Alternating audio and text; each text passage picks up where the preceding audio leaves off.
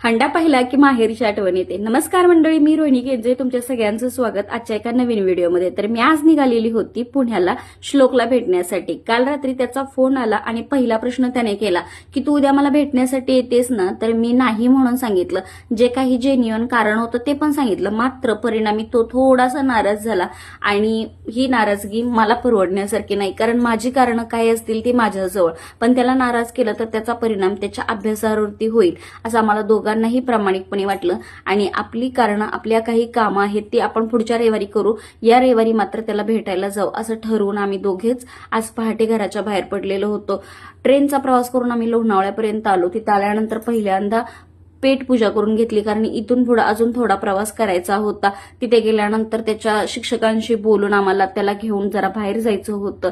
तर नाश्ता करून झाल्यानंतर पुन्हा एकदा बसचा प्रवास चालू झाला आणि तिथून त्याला आम्ही पिकअप केलं आणि पुन्हा दुपारच्या जेवणासाठी आम्ही राजवर्धनवाडा या ठिकाणी आलो, कारण इथलं जेवण श्लोकला खूप आवडतं.